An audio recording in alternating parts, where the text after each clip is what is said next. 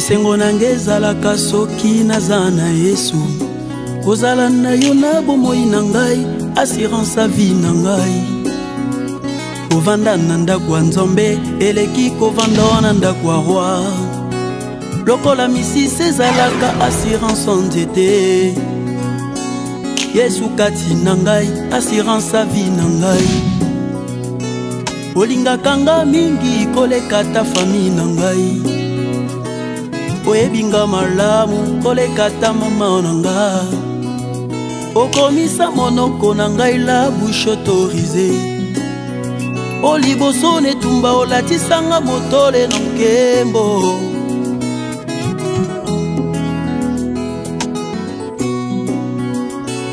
esengo nange ezalaka soki naza na yo kozala na yo na bomoi na ngai assurance a vie na ngai kovanda na ndako ya Nzambe eleki kovanda na ndako ya roi lokola fondation ezalaka assurance ya ndako Yesu kati na ngai elikia ya vie na ngai olingaka ngai mingi koleka ta bana na ngai oyebinga malamu koleka ta papa na ngai yokomisa monoko na ngai sije ya loyembo obongola kolela na ngai okomisango esengo yobongola besheke na ngai okomisango resite obongola maladi na ngai okomisango lobiko liboso ya bayini na ngai okomisanga molongi liboso ya maladi na ngai okomisanga molongi esika nyonso ngai nazalaka yaya azalaka na rendez-vous ata na kati ya desert Yesu ya malili ekitisaka ngai motema na kati na desert nayebi kolo lisungi na ngai ata bitumba eleki sukasuka molongi azali Shiloe kolo na bomoi Yesu na ngai Yesu ya malili ekitisaka ngai motema tonde makasi na kati na desert nayebi kolo lisungi na ngai ata bitumba eleki sukasuka molongi azali Shiloe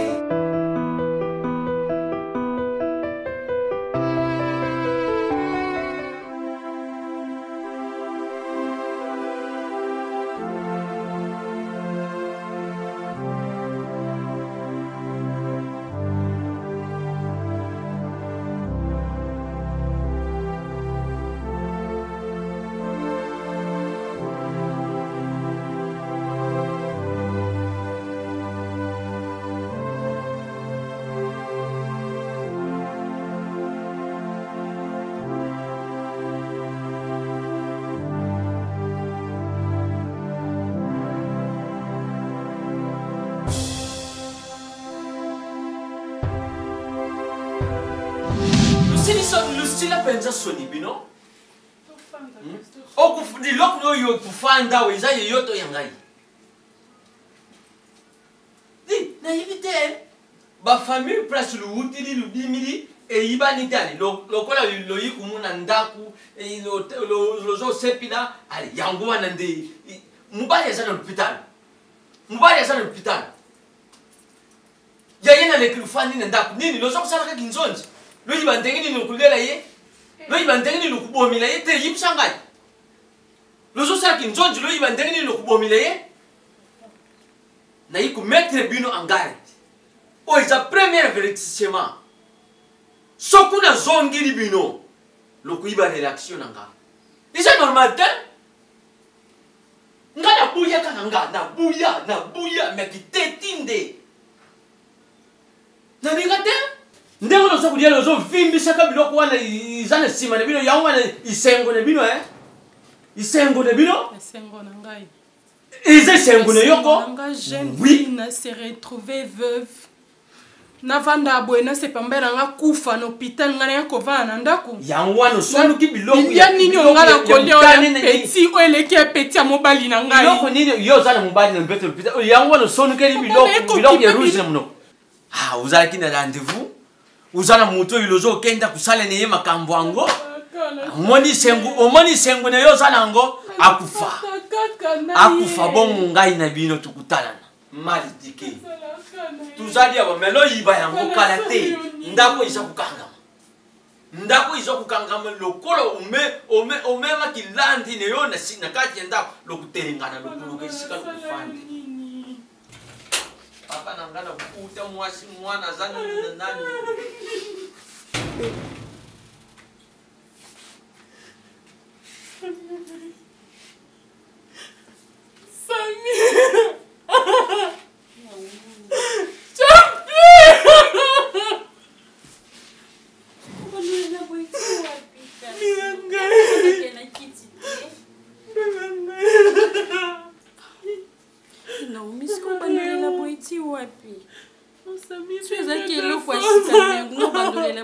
déjà qu'elle n'a yoté.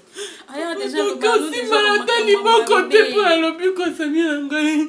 Papa que kiranga tomate mala za putain. Ça tout est papa te maman te. Le babo ngotenza mazali sko yo balo le babo eti wapi. Kaka chapeau ngai. Ça me croit qu'ils sont la sonité. Ça me rend bala yo ka sonité. Mon balité à comment maman est capable. Papa, ici comme tout le monde a des amis au monde.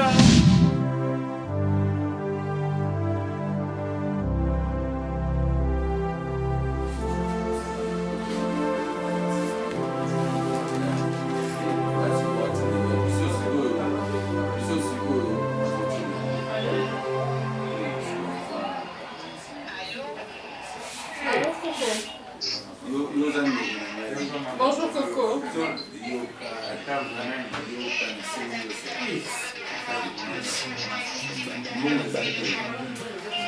Je suis à l'hôpital, ton frère va mourir.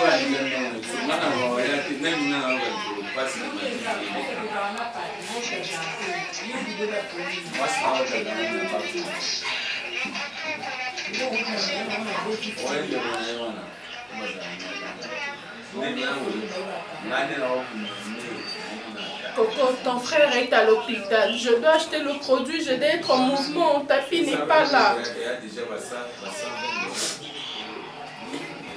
Je suis seule à l'hôpital, je fais le tout.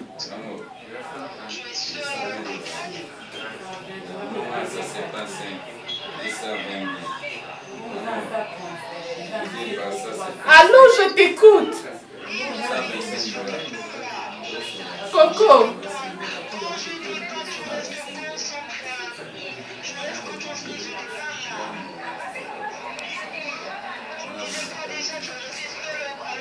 Oui, je suis seule.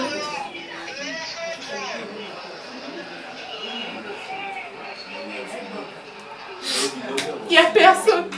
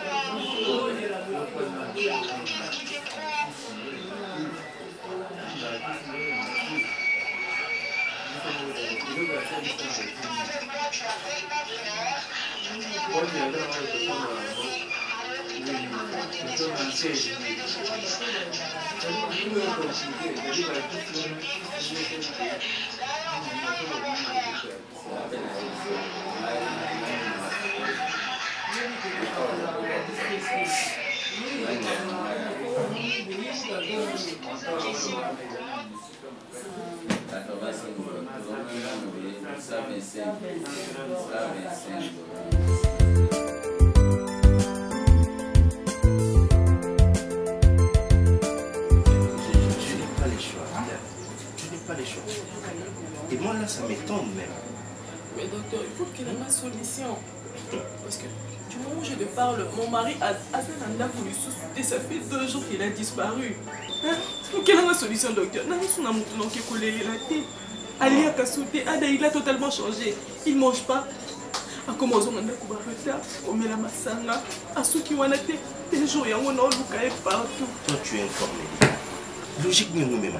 Parce qu'à ce moment où nous parlons, tu peux être donné. Et c'est du procédé caractère artificiel. Toi, tu es un donneur. Si tu es un donneur, c'est pas un problème. On peut trouver la solution. Si tu es un donneur, on peut trouver la solution. Mais dès lors qu'il n'y a personne, dis-moi. Je suis humaine, docteur, pourquoi tu n'arrives pas à comprendre que c'est ce qui est à la base, que Bazo Lukayo, tu ne veux pas te voir au service. Dans ce qui est Dalia Benga. Surtout ça, vraiment. Hein? Non. Non, attends, Diane, tu sais, osa montre mon côté oyo, ça n'a pas de problème. Si tu ne sais pas gérer tes problèmes aujourd'hui, et si on l'oublie que ça allait. Dalia, parce que comme Elioté, mais tu as la place dans la c'était toi. Mais tu as la place, mais tu as la place dans la. Moi, je me disais aussi, toi étant le corps médical, tu es le mieux placé pour convaincre ton homme à comprendre que logique, il faut te procéder en gros. Mais docteur, il comprend pas le truc, il comprend pas le truc, il comprend pas. Attends, quand les docteurs te conseillent que bâtir mon bal n'a eu cœur artificiel, on va dire que non. Et maintenant là où nous sommes, à qui la faute maintenant? Et maintenant là, mon bal est saté. Tu sais pas, ici quand mon bal est sali, c'est quoi aux eaux là? Non, les non, tu pleures. Non, les latés, mon gars, parce que non, Luka, mon bel là, je pleure. Non, Luka, non, les latés. Ça devient encore un deuxième problème. Au moment où on a toujours une solution pour mettre le sauté, pour la guerre, et voilà, deuxième problème est, tu ne sais pas là où il est, et finalement, peut-être une place accueillie à Kéroumissa Madé, qui sait? C'est ce que je crains. Qui sait? Le mien, à l'être ce qu'on convaincu qui est, puis au yénaïe, on allait le faire partout. Moi, je l'ai convaincu, je l'ai convaincu. La première personne, il y a un temps là. Tu penses que moi je n'ai pas parlé dans le pays de la façon de se non, ou soit peut-être il y a d'autres qui il n'est pas la première personne dans la guerre artificielle. Pour comprendre un peu, parce que je l'ai expliqué. Docteur, je l'ai expliqué les choses. Monsieur, expliquez, il expliqué à Dakar. Il faut se tuer pour attendre. Tu peux te calmer d'abord, et puis te trouver dans notre cahier. Le cahier tout, puis on verra le reste, qu'est-ce qu'on peut faire. Parce que au moment où nous parlons, la personne, il faut début déplacer ça. Puis voilà. Donc, tout le cahier, à la suite de trouver, et ce qui viendra. Tout le jour que je suis debout, non, je ne vais pas Comme le docteur vient de dire, la minute où on va dire que ça, on est ensemble et tout le temps, tout le cahier, et puis tout ça là où il est nécessaire. Je crois que c'est ça, docteur.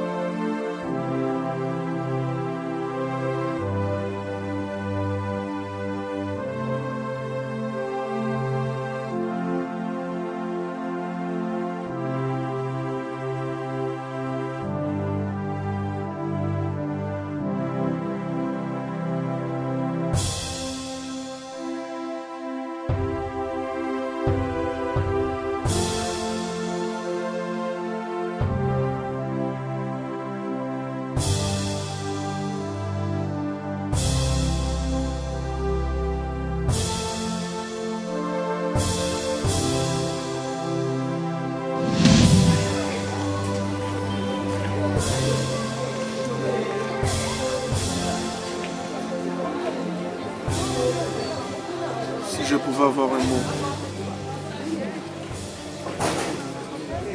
devant la mort et devant la vie.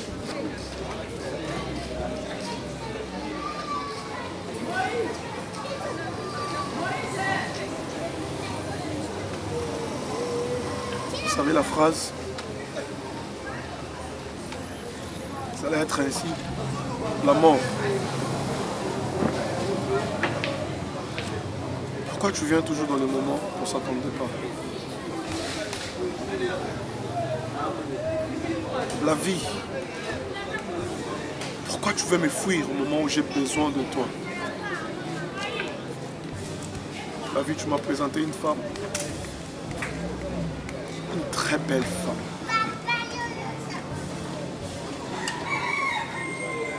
Une très belle femme. Mais la mort, tu viens partir avec moi et laisser cette femme. Je suis très mal dans mon cœur. Je ne veux pas mourir.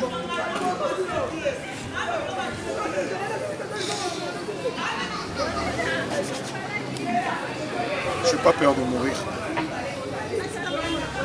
Je ne veux pas mourir. Tiana.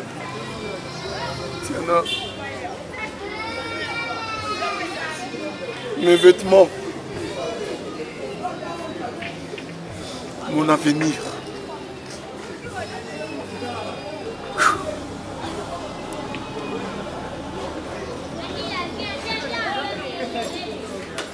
Est-ce que Dieu existe?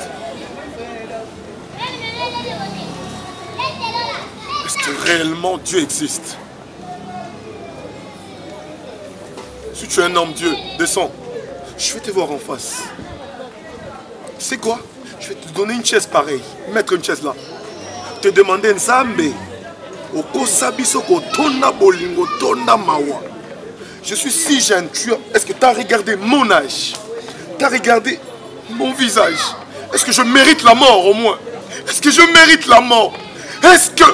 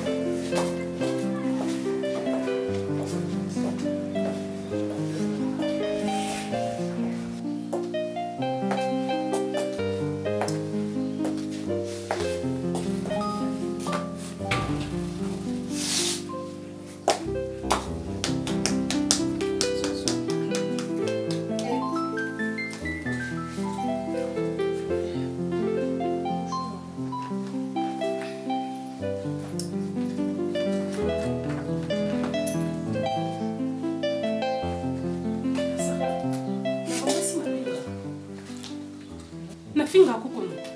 Même pas. Sina. Na swani sa ata coquette. To bandeko ya. To ban papa leki na yo na finga ta moko. Maman, s'il vous plaît, je vous comprends pas. Tu veux comprendre quoi? Il y a un problème. Ton père cloué à l'hôpital. Ton pépé. C'est paye de luxe. Non, qui est une entreprise. Il y a Samir Chapelet, Sam, pour nous repérer sa ordre, comme son père, de ne plus faire de sortie. Bon, dit matin l'entreprise, sans accord. Moi, je suis la présentable. Avant la kindakuna, il faut papa en appeler sa corps. Nana droit, T. Sécurité, faut télémisanga. Ngana balobema sundiata. ngai nabenga tata ya chapelet po bapesa yanga mobali kisi ngai nabenga tata ya chapelet po mobali nanga aza oxygène apema lisusu nasala koko na yo nini lisumu nini namema kokota na famille oyo nakanisi bamvula eleki okota miti nakanisi mwana nabongisa famille no opotami okoliti oke comprendre te ke naza mposa ndoki te nasala bango eloko te nzela toya noyebiswa pesi toa politika mambolela ere nyonso tu nalela te tikaka siko tolela ti wapi tobando confusion oyo aza na hôpital eza tata na ye te eza nde mobali nanga ti wapi tobandolela kaka chaque jour kaka kolela moto aza na hôpital etanke tozolela tobenda nini napesa olela toki atake nzambe yakela biso mawa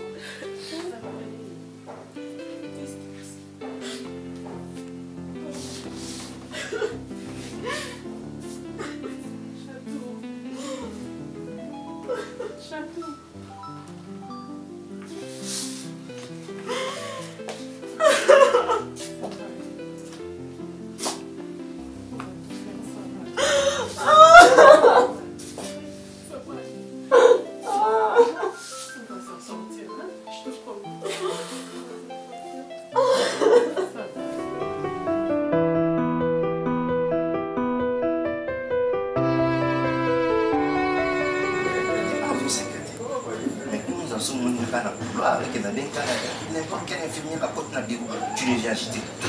Top. Non, c'est pas comme ça. C'est quoi?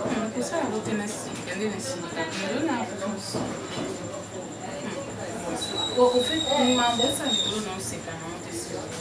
au communication n'importe quel. Il y a un niveau sur n'importe quel endroit. Tu es aussi sérieuse quand tu me dis ne me pousse pas dans ces cas. Mais oui. Là, ça devient grave. Il faut pas comprendre les choses. Et c'est pourquoi les nains même là, parce que là, tu commences à comprendre. Lié de service, c'est de service. Quand on a un sentiment de l'unité, c'est des choses différentes. Alors, comme on a un salaire, tu vas tout remarquer qu'il y a quelque chose. Et pourtant, c'est ce que moi j'ai vécu. Tu sais que on a attends, parce que surtout comme il y a un point qui est tourné, sur ton point qui est moi et toi, il y a quelque chose. Là, nous sommes confiés. Non, nous sommes juste regarder fou, nous ne pas là. Ok, lobby, tout lobby, nous sommes les confrontés.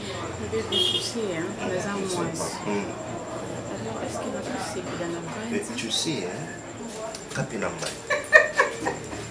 c'est la petite qui est toujours dans le salon, il y a une autre non. Là, je suis pas d'accord. Comment c'est ça? Oui. C'est ce que tu veux m'apprendre aujourd'hui. Ce sont des principes toujours à respecter. C'était ça. Ça ne peut pas t'échapper.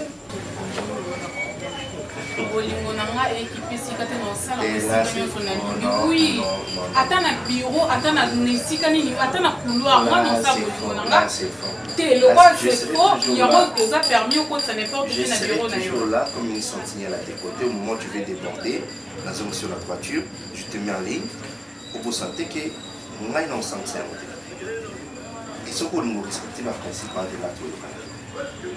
D'accord? Tu as tes avantages parce que tu as quelqu'un qui te protège. Je suis là comme une protection pour toi. Respecter le principe. Ça, c'est le principe de base.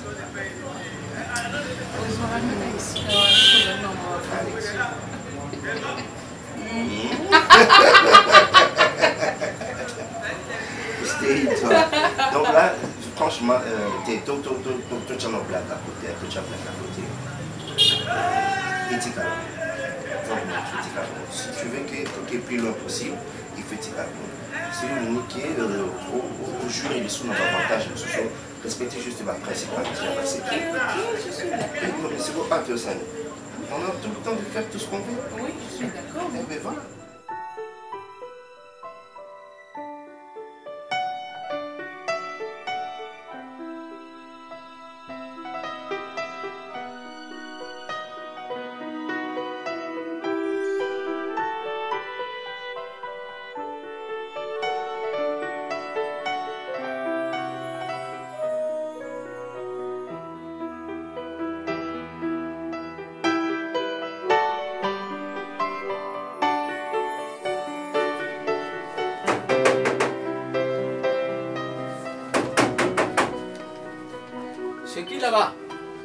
Entrez.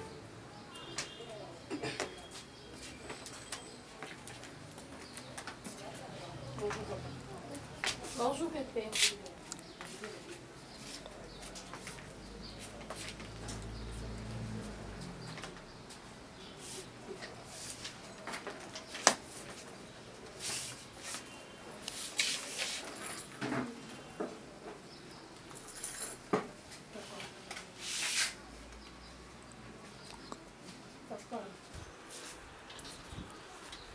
Papa na ngai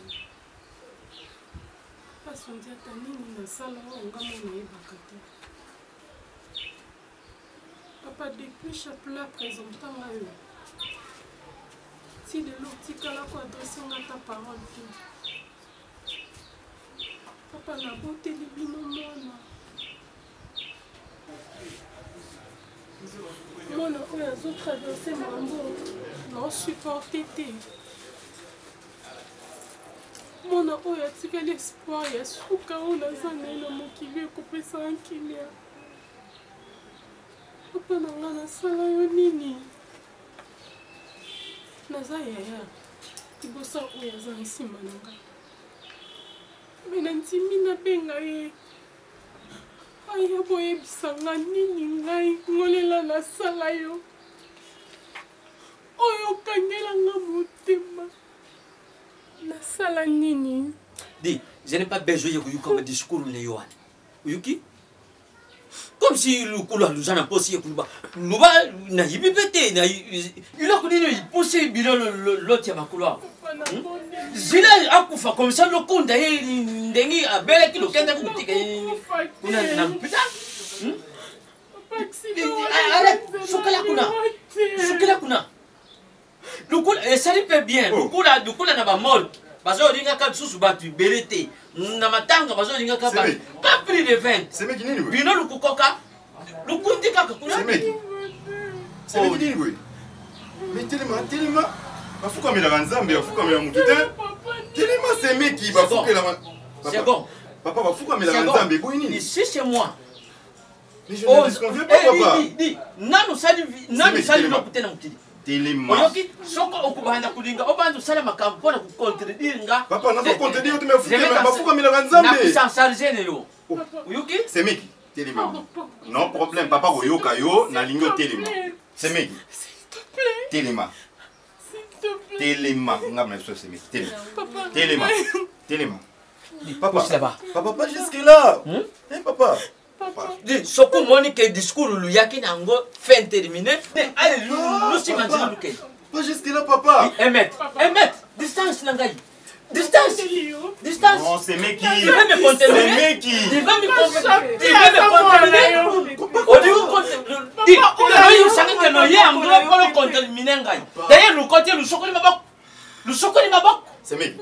C'est meki. Surtout sangani te chapelet to kosuka na wapi. C'est meki. Papa to za ta ini pour notre chapelet. Téléma. Chocolat moni le sili le simandela luketa. Téléma c'est bon. Téléma. Et moi j'ai beaucoup de doutes par rapport à moi. Soit disant que moi et moi j'ai beaucoup de doutes. Franchement, j'ai beaucoup de doutes. Aux hommes, moi, ça grand frère, ok? Oh, dis. Donc, il n'y a rien, il n'y a rien. Et puis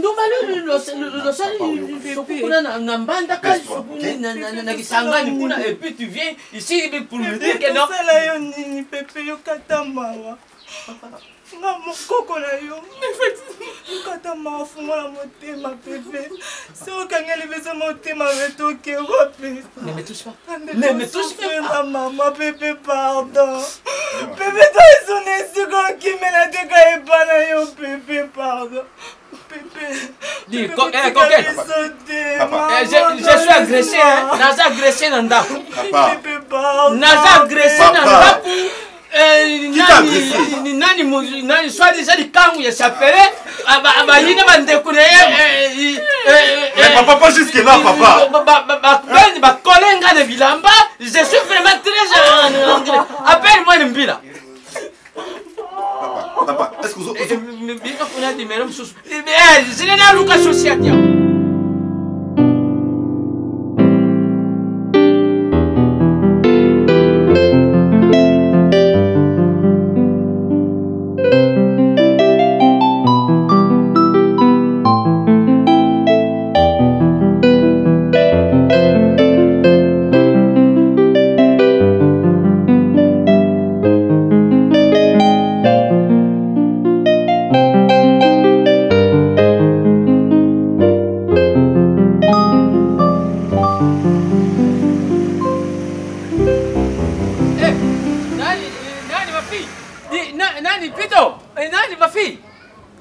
Vito. Ça va? Vito. Katela kuna Sony. Utambo na kuna mbongo. Ça va? Oui, ça va. Vito, là tu comprends? Oui, Coco. Wana nani? Nike. Nike. Okay wapi? Nike hospital, Nike hospital na window. Okay, ukitiki na fura? Nani nani? Yolan. Iboko ni wewe pesa kabia? Iloko ni relax sana. Iloko ni relax. Salambi le kim no. Salambi le ngim.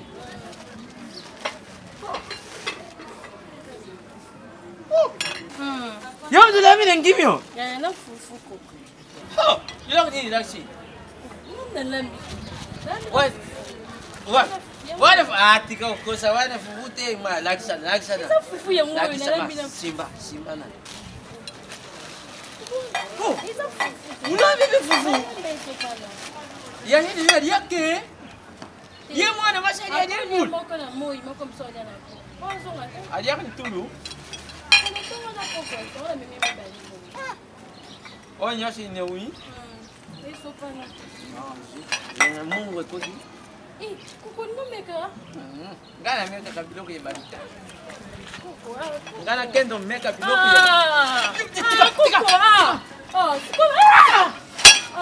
Cosa bon poani, non sai bon tipo poani. Bile kasi bile lu sepeli dengi sapela kota lu. Lu sepeli dengi sapela kota lu pita.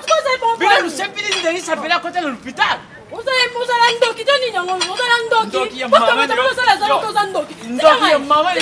Koku toyo ni ba ngada fungu de bongo. No fo fungu na bangani. Nyama. Na manke yo. Ngaba manke po sepe. Na manke. Ta luka yango ngaba manke yo. Yo kendo manke kendo kunini ya gavi zawa. Pesa so sale. Yo hivi bana kuluno tuzone bango quartier moko ndenge mama kakangai. Ndoki parce que na kompona yo dino na saloni. Akidia. Ya wana na boaki. Ya wana na boaki. Saloni. Lukula ye sepeli ki yanga mwana kota l'hôpital. Boya bana. Yo to pe na songi seli yo eh. Ko atike ko za ye parce que bo bala ngati. Ngo bambo ngo pasa pe yo. Donc ya papa. Amanke tate mudinga. Afa yo muti ya buyulu bakena ngai ya yene bino nazongisa yena kati ya libare ye na ndaku ya mwana na ngai. Lozale solite. Na keko tikila ya Naomi, na memory ya Naomi, na memory ya Naomi. Yo. Akendudia, ali angoi na terrasse. Lozale solite. Comment s'appeler à côté de l'hôpital one? Il s'appelle ce pilote. Nous quand on fait il est l'autre à la cahier. Nous allons soliter. S'appeler c'est mon fils. Dis. Nous allons soliter. Bila mokolo yibite que ne s'appelle kana na biloté. Nga mokote. Il a le tata moi si s'appeler. Imagine mudita. A s'appelle kana na umite. Ma beti bisiki tobika asepila kana na umite na kaku tikile ma fille on sait que c'est les gars déjà de tout.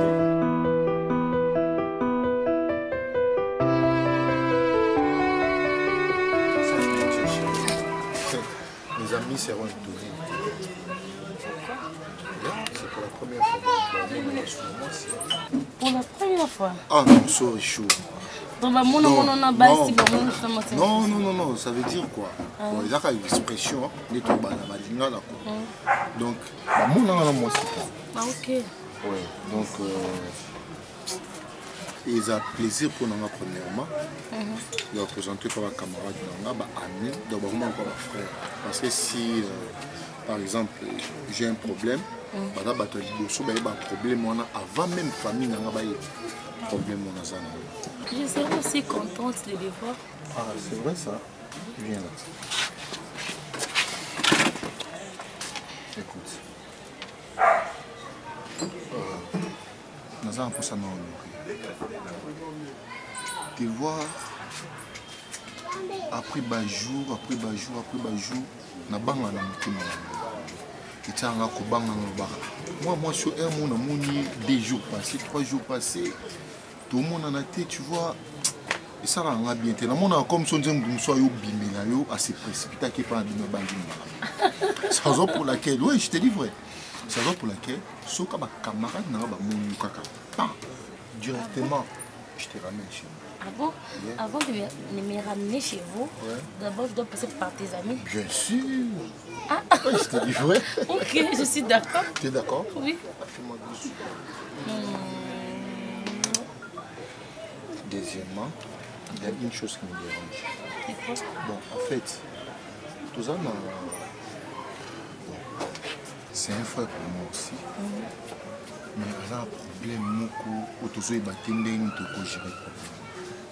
Le problème, c'est affecté biso nyos. Façon ni comment vivre na biso. Et moi tout cause ensemble ni tout comme d'habitude. Nous on a article qui dit bah à sous place là. Et moi beaucoup ça na musala bosa mona. Donc à combien indifférent comme je peux dire. À combien vraiment indifférent. Parce un problème il y a cœur. Donc ils aussi va changer mon thème. De proposer ma camobele, bâtir une fils qui cœur beaucoup artificiel. Oui, qui peut prolonger moi mes colonies dans mon kili, mais à l'unité. Et maintenant, le problème, il a affecté Bissonios. Donc, tout ça soit l'aise de toi, ce qui est. Tout ça, il a conseil, nous sommes pour passer les sous.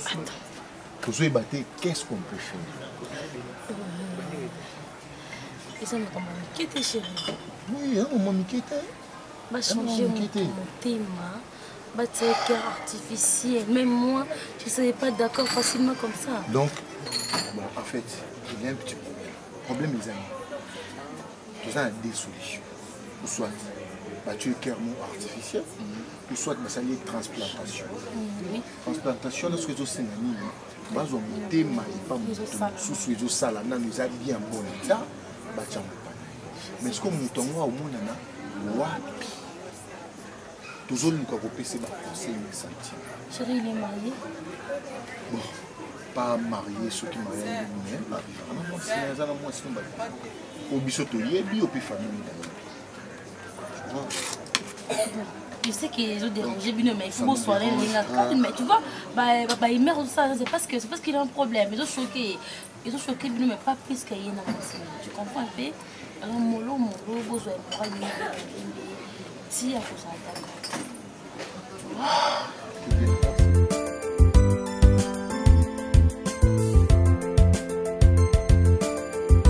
bonne évolution de la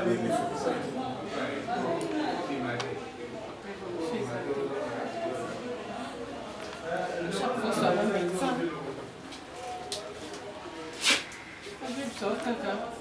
Na médecin comment nous sauter là ça. Comment nous sommes à son. Sauf changer l'eau et l'amba. Donc il ne bouge pas, il ne sent rien. Il ne bouge pas. Tout ce qu'il fait, il va encore respirer. Azo cliquer à ta souter. Coller na ina ça. Je ne sais même pas le mécanisme. Ni na ça là. Donc, qui batali tout ce qu'ils pouvaient faire, l'examen sur radio et l'échographie et tout ce qu'ils ont demandé. Ça n'a pas c'est normal. Tu sais, depuis le premier jour, vous avez une femme forte. Pour résister au mimi, c'est un niveau haut. Déjà, médecin lobby. Total la Zambie. Ce qui même les gens a tombé sur le but total de la Zambie, c'est qu'il y a une force supérieure dans la médecine et qui guérir. Romani David n'a pas ça notre Dieu est le Dieu qui guérit toutes les maladies, toutes les sortes de maladies, ma soeur. Ne crains point. Kondima na yo tombola kondima na yo ndeko kobika obi la Biblia ndeko yo bafungola ki to alikolo par rapport à foi na ba ndeko na ba mozali ka din frère ba fungoli to alikolo ba kitisi na makolo na Yesu eloko ngalo to sala sikola to ko kitisa na makolo ya Yesu la pluie des mots.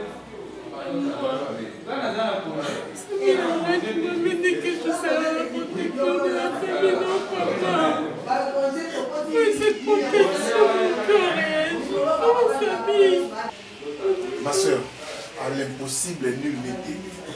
Mais la parole de Dieu nous dit, rien n'est impossible à celui qui croit. Je crois.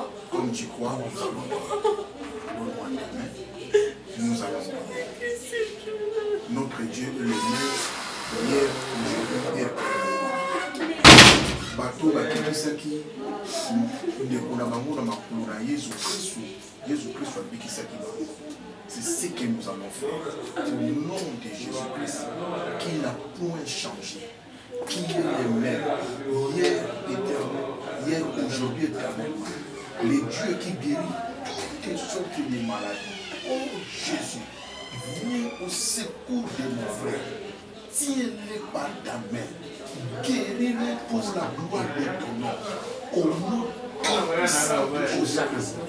Jésus, je t'élève au-dessus de cette maladie.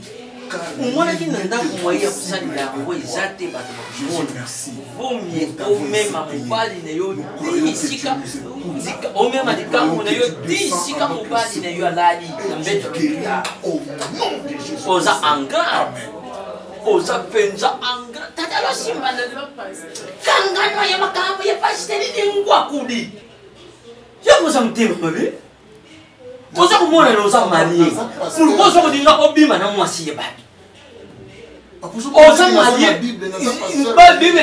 bible nde lubake batikaka yango te otika ta likolo ya mesa oza motema mabe tata oza marie respecte mwasi na yo na ndako papa eta mona ngo il faut to sambela tellement lokendaka kokutana omoni mpe mikolo oyo lokola bakangeli bino babali bakangeli bino batarasi bakangeli bino barestaurant loza na bisika te ale domoni place ya kose retrouve na kati bima omoni kindumba yango tika kosimbelanga mwana omoni kindumba yango omoni kindumba telema peni mwana opesa mwana sanga na kusimbana na mobali oyo yasimbi yo ayiba te soka laki na nani lozo batama ke sima ye bibere lozo batama ke ka sima ye bibere o batama ke sima ye bibere nani sapere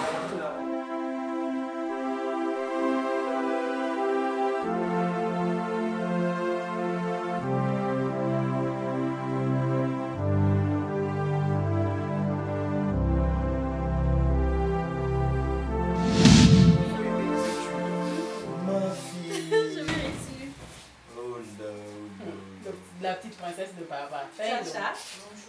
Bonjour. Cathy. C'est quoi ça, ouais?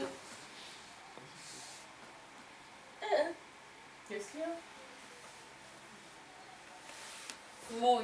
Yes, moi, non, mais tu n'as pas tes cahiers, tu n'as pas de tes documents, tu n'as pas de syllabis. Qu'est-ce qu'il y a là?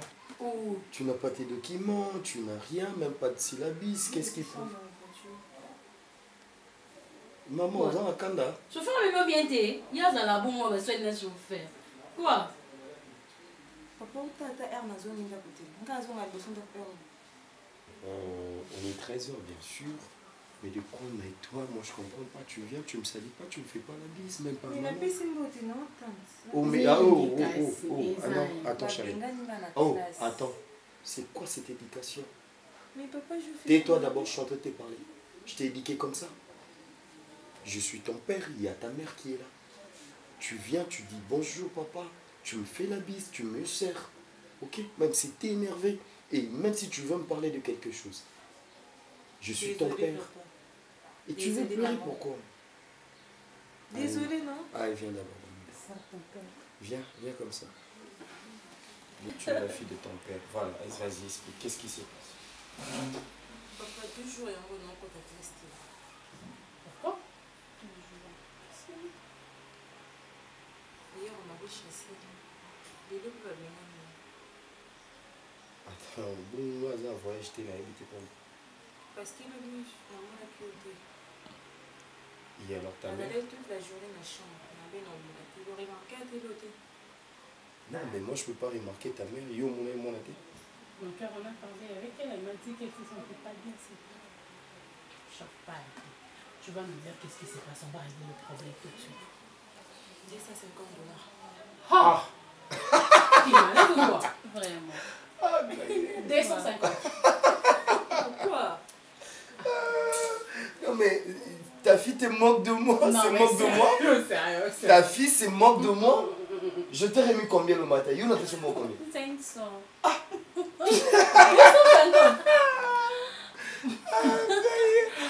Donc, et là, on vit Mani pour 250.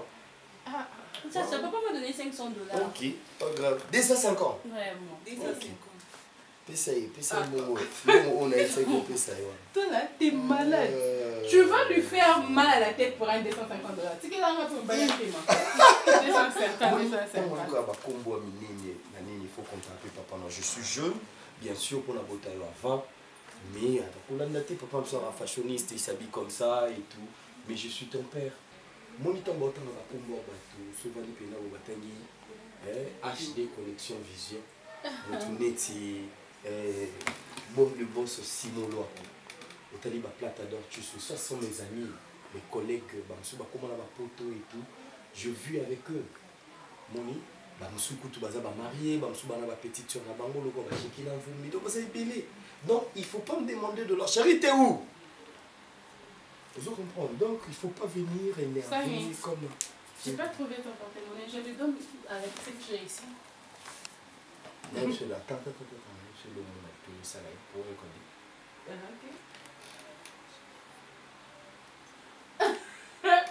Non, ça est mon petit canalité. Ton père a dit, comme tu fais une crise des nerfs, et 250 sera d'abord pour que tu fasses un peu tes embrouillements. Juste pour toi. Et puis les 250 autres, ils te donnent dès ce soir. Je vais rajouter. Je rajoute 500 le soir. Non, mais ça, c'est pour toi. Tu vas faire un peu ta folie.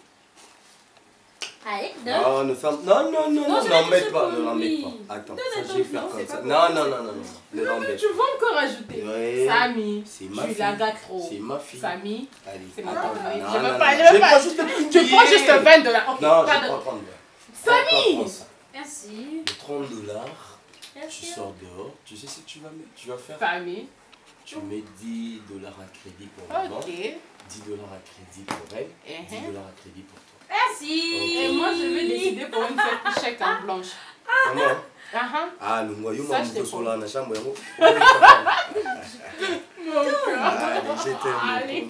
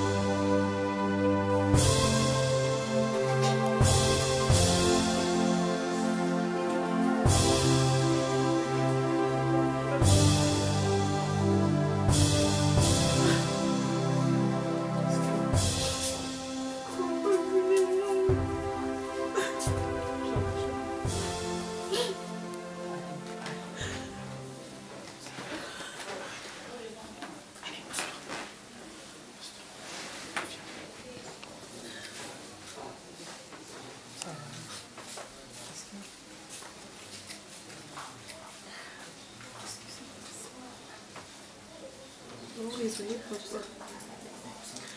Namoni sujoro nazala na université. Oh babenga nanga. Papa vanda awa.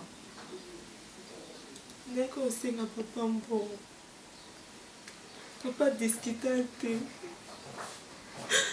Papa discuta te. On va pas se mettre à pleurer. Ah, papa! On va pas. Il va guérir, il va revenir à la maison. Ok? Ils ont un ici. Ou quand ça caca, ou quand ça caca. Hein? C'est quand c'est belle. Ok? Papa Kobika, Pakoyanda. On va se mettre à papa toutes tes caprices, n'est-ce pas? Ne pense plus à ça. Fais-moi un peu pleurer. S'il te plaît, allez, viens là, ma petite princesse. Je t'aime trop, maman. Je t'aime aussi.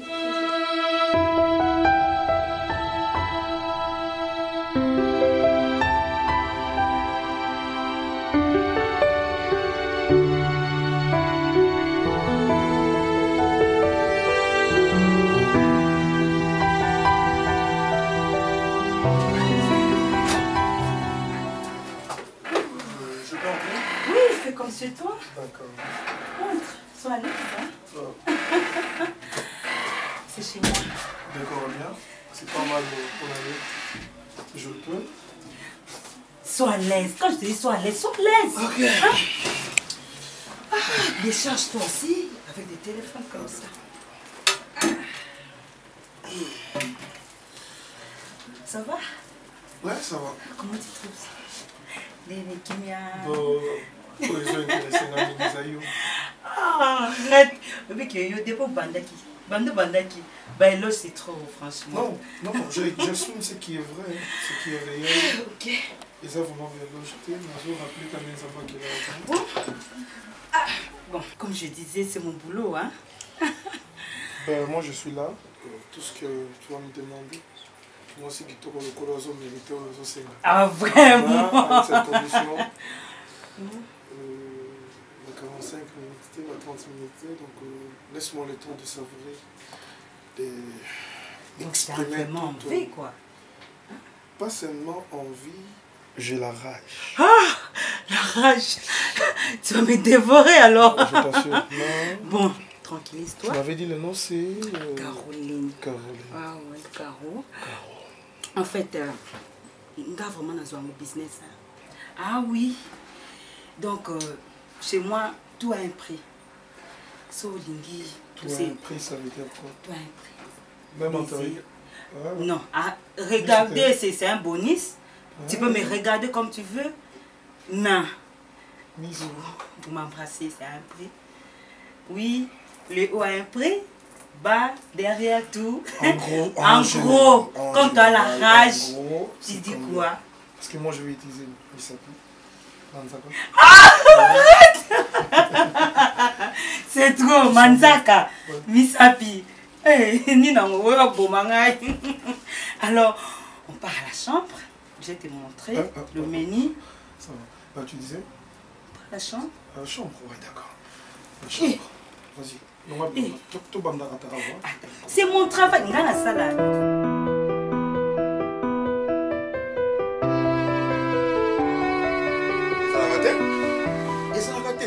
na makambo mususu tala toke na makambo mususu totala manu pe ndenge balobaka oyo lingi basala ote ko sa mninga te hein tout le monde a plus loin toke tout ça banalise quand même aux clair le no oso basala ki kokiti bon papa linga lobani c'est ça le problème alinga accepter te poza mwana ya mosi et bongo ye Naomi wana asala ka ondira za mwana ya mosi esa rondi mam asala ina niveau bongo et puis mwana biso chatou ana kati.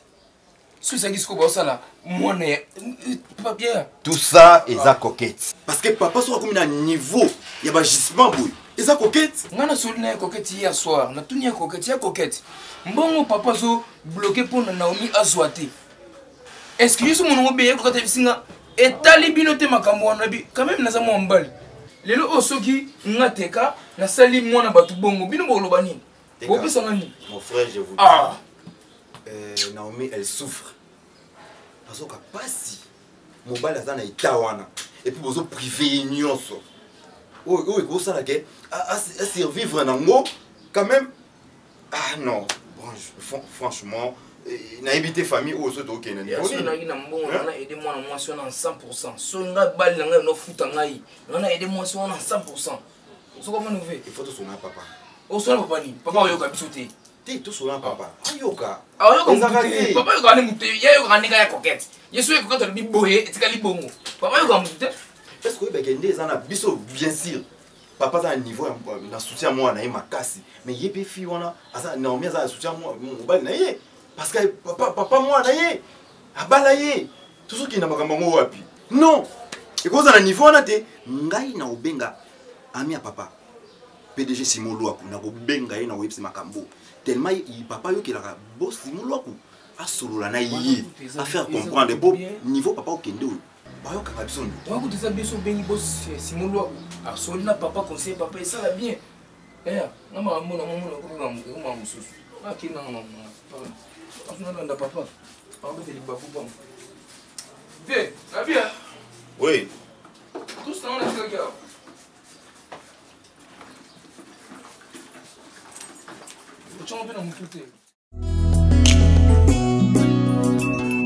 esengo nange ezalaka soki naza na Yesu kozala na yo na bomoi na ngai assurance a vie na ngai kovanda na ndako ya Nzambe eleki kovanda wana ndako ya roi lokola misisi ezalaka assurance nzete Yesu kati na ngai assurance a vie na ngai olingaka nga mingi koleka ta famille na ngai oyebinga malamu koleka ta mama na nga okomisa monoko na ngai la bouche autorisée oliboso netumba olatisanga motole na nkembo